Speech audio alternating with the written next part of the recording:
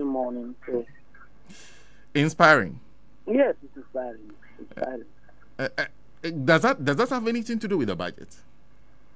Oh yes, yesterday I was a little bit anxious because for those of us who understand the numbers, and then hearing that the Minister of Finance had promised to take off the unholy trinity of taxes we had, I was now thinking of the revenue hole, juxtaposing that against our being shut off the Eurobond and credit markets, overburdening domestic sources, and we're already experiencing some serious deficits. I was thinking of how he was going to get that done and still get a budget that can keep this country barely functional. But it was stroke of genius, and I was more than happy. I was depressed at first about the numbers he was painting, the projections and the actuals that we realized in 2024. And then when he started outlining his own program, and for a very long time, I had not seen a budget that way. The problem, the challenges, and the solutions. It was that kind of consistency throughout. And if I thought I knew how to force him, I didn't. Yesterday, he really got it home, and I got inspired by that budget. I see. First of all, you call the taxes unholy trinity. Yes. Why? The challenge is that they were not helping us plug our deficit, and they were largely constraining to micro industries, smallholder businesses. Take the e-levy, for example. The ones who were hardly hit by it were the people who were just sending money here and there so that they can sell their few oranges off the table and send some 200 or 150 Ghana cedis to their kid or relative somewhere. It was just those small. They were the ones that were hardly hit by this, and it was not affecting the rich. They could still send money here and there, but that one was really hitting home. And me from northern Ghana, seeing how it impacted on remittances, which is a major lifeline for many rural folk, I was a bit hit hard by it, and I'm happy that it went. You see, for the COVID levy, it was more or less something that we just put in there to get the IMF to approve our program. But in terms of how it contributed again to our revenue, it was questionable. Well, there's a problem with our phone lines. Eric will come in. Okay, SM, please help out. In fact, he was talking about the fact that he was initially depressed because he was talking here, listening to the numbers in terms of first the projections we made for 2024 and what we actually achieved, and was depressed and was wondering, okay, how was he going to navigate these current difficulties and put Ghana on a path back to the recovery? And he said he was impressed ultimately at the way the budget was handled yesterday. In fact, Doc, sorry we lost you there. You were talking about how the e-levy affected smaller families, people within the small income bracket. Yes, particularly, as I said, I'm from northern Ghana, dominated by small businesses, tabletop entrepreneurs. All these guys were severely impacted. In fact, if you look at the profits they were making, barely some 1%, 2% on their activities, these were wiped out by the e-levy. The little they made, the small vendor at the village square will probably make about 1% of his investment at the end of the day. If he transmitted that money, all the profit was gone. It was that hard hitting. So to have this tax in there was, to me, inhuman, given to the fact that it was more or less double taxation. People were taxed, and when they want to spend the money, they were taxed again. I didn't see the need for it. I'm particularly very happy that it went. For the betting tax, you see, people try to play the morality question. And I am someone who has done research on that. My own master's student did research on that and actually won the Dean's Award for the best research. In that research, we found that people who had won significant amounts of money were more likely to quit betting. So what kept them hooked onto gambling was the desire to win. If we were taxing the wins, it means that you were actually reducing their prospects of quitting. And I have said time with that number. If you are looking for a deterrent, you have to place the tax on the wages. Make the betting act expensive and not after they have won. So I felt that this betting tax was in the first place misplaced. It wasn't serving as the deterrent that we thought it would be. And taking it out is in the right direction. Maybe we can sit down and re-engineer how to make betting less attractive. And let me say point blank that if we fix the economy, we provide alternatives. Naturally, we are a conservative society, and many young people will not take to betting if they had other means of surviving. So I'm also happy that that one is gone. As for the COVID levy, the least said about that, the better. We were out of COVID long ago, and we should have found a more innovative way of actually using those resources to empower industry. So yesterday, if you look at the tax waivers, you had the young people getting theirs, you have the rural folks and small business owners getting theirs, and you also have corporate Ghana benefiting by way of the COVID levy. So it was just actually taking resources from the ruling class and giving it to the working class, and that's what excited me about the budget. See, then you said the numbers depressed you, but then yes. What's depressing about the numbers here? We already knew the economy was in a bad situation. It was in a bad situation, but what the Honorable Finance Minister did yesterday was now present the actual, because most of what we knew about the 2024 budget were the projections. And for the first time, all the projections were missed. We projected 15% end-of-year inflation. We ended up seeing the 3.8%. In fact, it triggered some discussion, and the IMF is calling for answers. And you look at I heard the former Deputy Minister of Finance, tout the primary balance.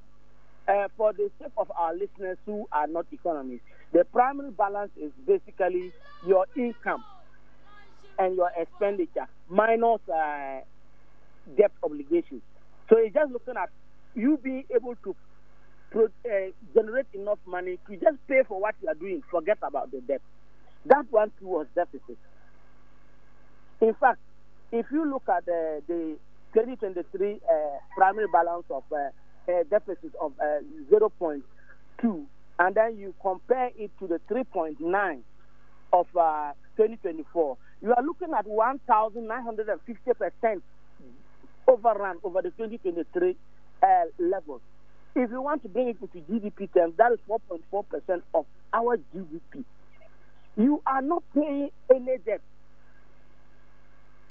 Just generate revenue and pay for your current expenses. You couldn't. And now, if you stop there, you won't get the clear picture. If you now go to the issues of our arrears, amounting to 67.5 billion, that is just for the MMGAs alone. Then you add the fact that we owed the independent power producers 1.73 billion. We owed ECG 68 billion Ghana cedis, Cocoa Board 32 billion Ghana cedis, and Road Fund about 5.7 billion Ghana cedis. You put all this together, you add the fact that the Bank of Ghana also needed about 53 billion to improve its balance. You are now asking what accounted for the current account deficit. So if you are looking at these numbers and you look at the current account, I can tell you it's one of the most abysmal things, because if you are paying your current debt, they shouldn't be rising. But here is the case, you are running a deficit and they're still accumulating debt. So the question is, where is the revenue going? Then it now brings you to the growth. We actually just moved the money into campaigning, buying media time and other things. So the growth was largely driven by services, no actual production. So that is why we missed our inflation target, and then we still recorded that strange growth number. Looking at all this, it is depressing, absolutely depressing. And for the Minister of Finance, if he had just stopped at how they were going to take off these taxes, and then the genius stroke that he delivered by actually leveraging the tax refund account, which was also largely misappropriated to cater for this hole in the budget, we could have gone home and we have a better country to live in. And that is what inspired me. For the first time, I actually believe in the saying that if you have a political commitment, we can actually solve the problems of this country. Because not every person, and not many even in the MPP, can genuinely criticize this budget. And you see, one thing that worries me is something the media is buying. I hear when we talk about the current state of the economy, people call it lamentation. Even the Bible, that is the good news, there's a chapter called Lamentation there. Lamentation is very important. It keeps you awake to the bad things you have done in history so that you don't go back there again. I understand why the former government and its appointees don't want to hear a full account of their stewardship, because it is depressing. You can't believe human beings did that. I thought I knew the budget until it was presented yesterday, and I was sickened. I was sickened when I was reading these numbers. I wish we had a law that criminalized such behavior, because it actually bordered on criminality. You can't put your finger where the money is gone. So that's why I was depressed and I was excited. And then if you now have to take what the Minister of Finance presented in terms of the allocation to the capitation grant, the allocation to payment for teacher, trainee, and nursing allowances, you just marvel at what we can achieve if we have a leader that is selfless and places the nation above self-interest. For the first time, I really believe that we can have a leader who can actually lead by example and get us to follow suit. That was amplified in the budget. For you, what caught your attention the most? Because this is a budget that has to deal with, and in fact, they're paying a lot of debts. They had to stimulate growth, give Ghanaians some relief. And out of all that, what was the big deal for you? Oh, what caught my attention the most is unfortunately a depressing phenomenon. I look at the structure of our debt servicing obligations, and you would realize that we need to spend about 22% of our GDP in the next 4 years to service our debt, both domestic and external. That means that even if we are growing at 5.7% and we don't do anything, we don't use a pesewa to pay salary, to employ, to finance roads, build schools, hospitals, and everything, we will use all that money to pay our debt. That is how bad it is. That over 22% of our GDP is what we have to pay as debt in the next 4 years. And you are asking, how did we get here? And you see, the problem with the past is that they had, especially for 2024, I heard most of the reactions from the minority in Parliament, and they treated 2024 as if the debt restructuring was debt forgiveness.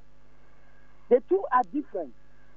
Deferring payment means that you are actually creating buffers and providing